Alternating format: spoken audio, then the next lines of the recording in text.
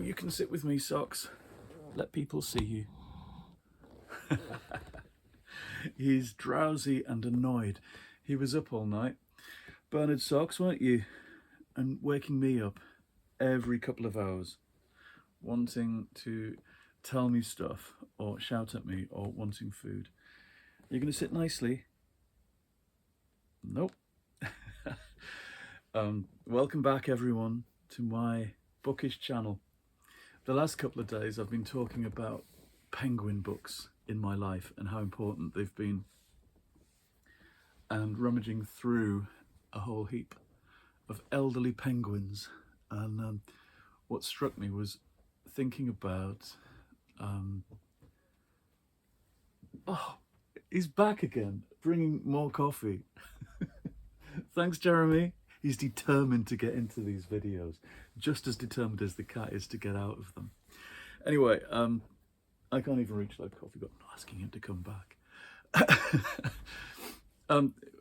What was amazing was how all those penguins took me back to the particular times that I first read them. I wasn't expecting that as much. Certainly not to remember The Go-Between as the book that I read in the waiting room of the doctors in whenever it was, 1986 or something. I thought I'd do something similar with Puffin books, and Puffin books have been in my head because of doing the final checks and the final proofs and edits and all that stuff on Doctor Who in Wonderland, my Puffin novel coming out this summer, which is my third Doctor Who book for them, mixing Doctor Who with Puffin children's classics, which is just still the best idea for a book series there has ever been, I think, and I'm really glad and proud to be part of it. Not least because it's chiming off Puffin classics for kids, which I grew up on. I'm going to talk through a random heap of Puffins that I've just grabbed from my shelves. These aren't even the central ones in my life. These are kind of peripheral Puffins in a way. Well, there's no such thing as a peripheral Puffin. Certainly not. They're all important. Story of the Amulet by Edith Nesbit. This is the one that I didn't know about. As a kid, I knew about the Phoenix and the Carpet, and I knew Five Children and It, the Samiad story. This is the return of the Samiad. I had no idea, and I was so happy.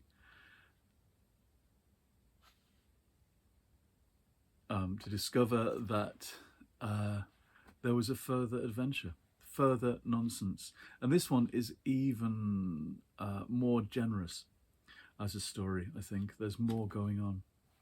Somewhere I've got a lovely ancient copy of this, but the Puffin is lovely to have as well. That yellow is noxious though. Betsy Byers is a recent find, relatively. Not somebody I read in childhood. But I read her in, I don't know, in my 30s, I guess. The 18th Emergency is one of the famous ones. TV Kid. I love these ones with the Quentin Blake covers. Quentin Blake doesn't suit everybody. He suits, this is The Cartoonist, a book that I would have loved as a kid, all about drawing cartoons. Hiding away and drawing cartoons, remaking the world in your own shonky fashion. Quentin Blake suits a certain kind of hectic kids author, so of course he's perfect for Roald Dahl. And Rosemary Weir, who did Albert the Dragon.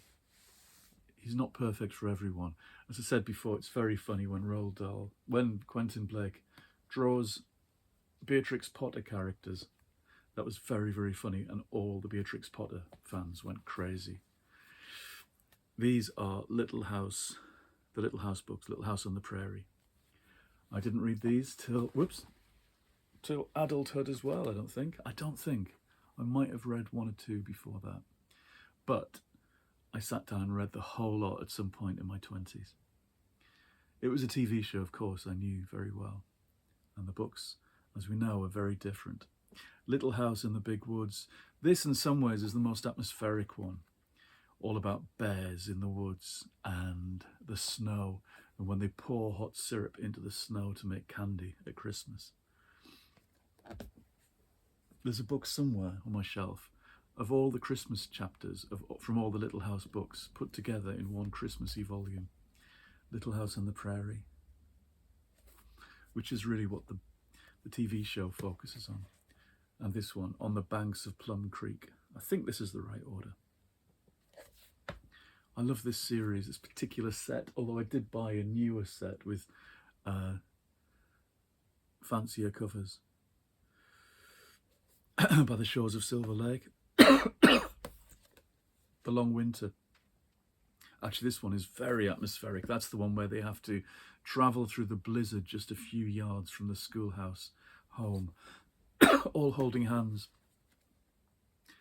Little Town on the Prairie. I'm one book into a reread I began at the beginning of this year. These Happy Golden Years. I think that's the loveliest title. I really do. That's so soppy, but I do. I think what she does is preserve in amber this particular kind of experience that her family had, and it's there forever. Although it's, nowadays it's disputed. It's, did her daughter Rose Wilder write it for her, because she was a journalist and a writer, and we'll never know the full story. Although I think I read a book about the mother-daughter thing in about San Francisco during the World's Fair. And I think it seems clear that the daughter probably did write the thing for her, all of these for her. Farmer Boy, where we hear, sorry, I'm coughing, Almanzo's story from his point of view. So that's kind of imagined and imaginatively recreated, and the first 4 years, which it kind of finishes off with. There are spin-offs in more recent years where the lives of the mother, grandmother, great-grandmother, going all the way back to Scotland, are imagined in further sets of books. So there's a kind of family tree, which is fascinating, and I've actually bought some of those ready to read. I haven't read them yet. I'm fascinated by the idea that could be traced back. I suppose it was in the back of my mind in becoming Elsie Mason for my 16th Street books, because those are a kind of imaginative recreation of the life and experience of my family members on Tyneside during the early part of the 20th century, and the later part too. It focuses on the Second World War, then goes back. And knowing, some family stories, knowing the fabric, the feel of those times and the people and some of the legends about them, fashioning a story from that is the next stage. And I think that's what went on with Laura Ingalls Wilder. Right, Susan Cooper. Well, we all know about The Dark is Rising and that series, and I can't find the whole lot. They're scattered throughout my bookshelves like the keys to time. Her other books from that time, Seaward and Dawn of Fear. This one is a Second World War Blitz story, as far as I remember. It's a long time since I read it. I obviously bought this a while ago, 79p from a charity shop, I think probably the one in Norwich on Magdalen Street, the Oxfam there, which would put it at 2003 when I was leaving Norwich. And I remember going out on a very wet week towards the end of my time there, and the river, is it the Wensum, had flooded, and the Oxfam was right next to it, and the Oxfam had been flooded. When I arrived, they were drying it out with convector heaters, and the whole place smelled swampy and primordial, but they were still in operation, and they were selling books, and they had shelves and shelves of Puffins for 79p each, and I bought a great many, as if they were going out of fashion, which they were. This particular generation of God, they're brand new looking. These were on the way out, which is a shame. They change everything. This is a more fantasy-based Susan Cooper novel, Seaward. in a kind of secondary fantasy world, about a journey. Now, I've read, I think, most books by her, the recent Boggart series, and the one about Shakespeare, and there's a kind of global catastrophe,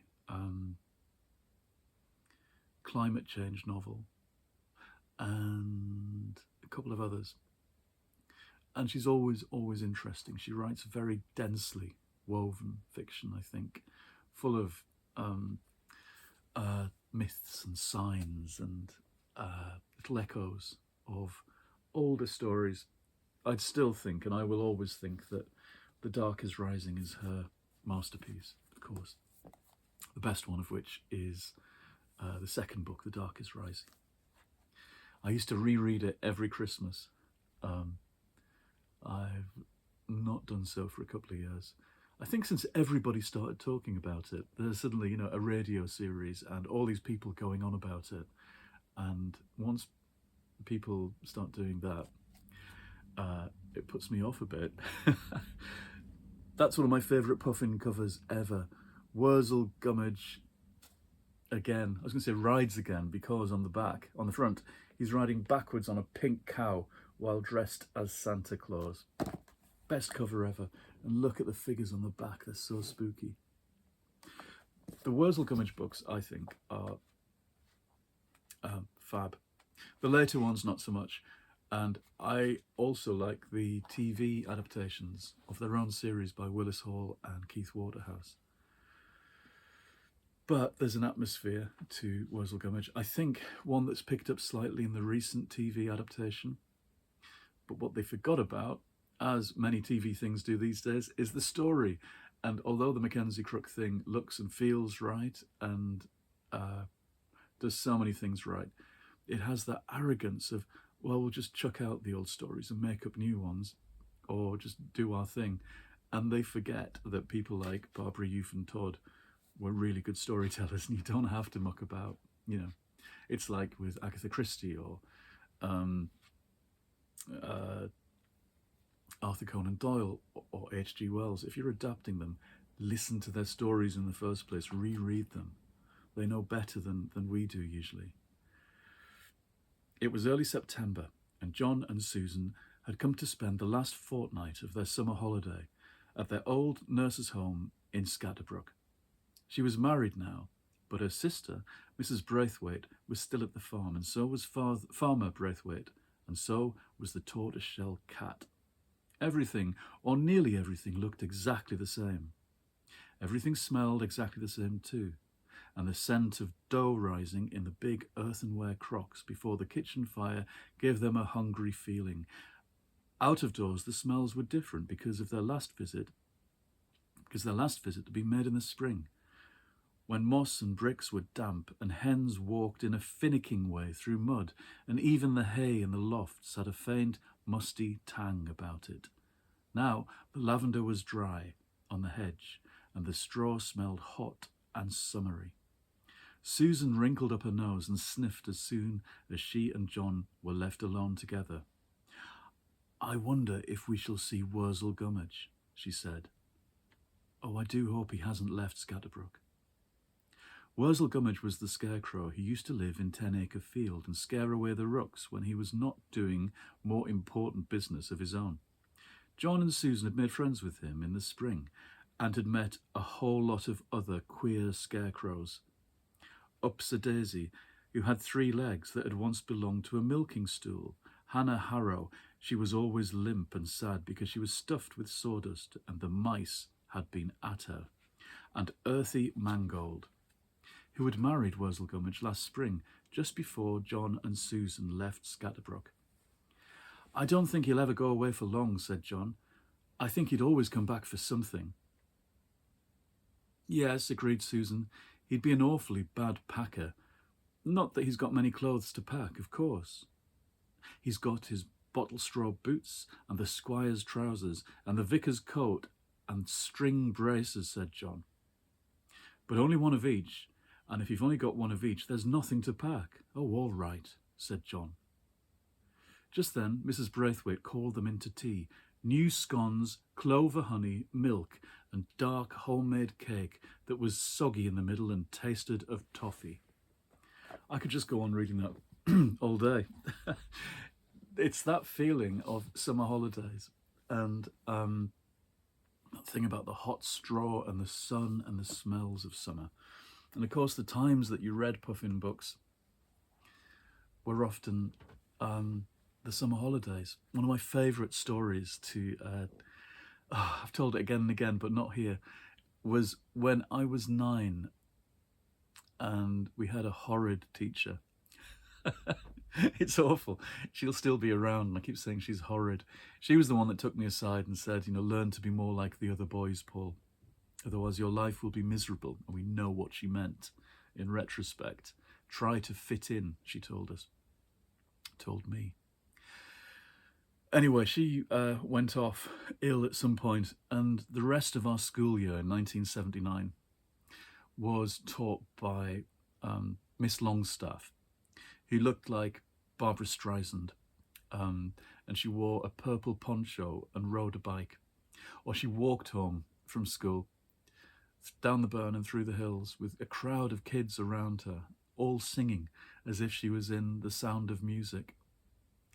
And she taught us, and she was slightly younger, a younger teacher, and she everything was completely free form. She had us doing all sorts of things. She was a complete free spirit. She was the one, when it came to our Christmas play, while everybody else was doing very traditional things, the first years were doing a very babyish nativity. The fourth years were doing a kind of pantomime version of Alice in Wonderland.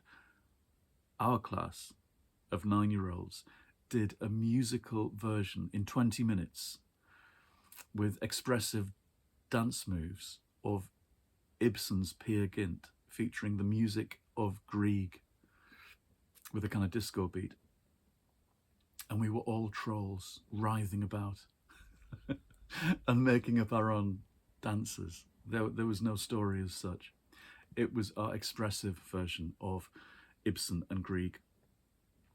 And the whole school audience, all the parents, all the teachers, sat there agog as class 7 did this performance, all because of Miss Longstaff. Later she was called Mrs Saferi, because she married an Italian fella. Anyway, she was wonderful, and I've often kind of Googled her names to find out what she's doing, where she is. One of the best teachers. I should do a whole video about all the wonderful teachers I ever had, and the mark they left on me with their brilliance. And she was one of them. And at the end of that particular year, she made us all queue up, and she had little gifts for everybody in the class, and everybody got a little pouch that she'd sewn, and there were a few sweets in there. And I think they had people's initials on, 30 kids in the class, and she'd been doing this. And I think I got one, but I think maybe not. No, I must have got one as well, but she also gave me another present. And she said, "This is just a lend, mind you. I want them back." And it was a brown paper parcel with 4 paperbacks in, and she knew that was the summer my parents were separating. I think she was aware of all this stuff going on. It was quite a hectic time. Or they had separated, I think, by then. No, I think it was 78. I think that's right. I get my years mixed up to do with the end of the 70s. And anyway, she saw that I needed, solace in books. And this brown paper parcel contained the copies of books that she had as a kid in the 60s. And it was, I think, as far as I remember, 5 Children and It by Edith Nesbit, The Horse and His Boy by C.S. Lewis, one of the Worzel Gummidges, I think the Saucy Nancy, and the 4th one will come back to me. I can't remember, because they all blur into this miasma, because of course it sent me off to our town library, and to W.H. Smith's, and that was the beginning of the kind of Puffin obsession. It might have been one of the Dalmatian books, actually. Anyway, it was magic to walk away with this prize parcel of wrapped up in brown paper. Felt very special, although she was very discreet about the way she passed these books to me. Anyway, I better stop there on that nostalgic note. I've only got a tiny way into my Puffin piles of Puffins for the day, so I'll stop here and continue again tomorrow. I'll see you again soon. Whoops, I'm reaching over the cat. He's fast asleep. Goodbye, everyone.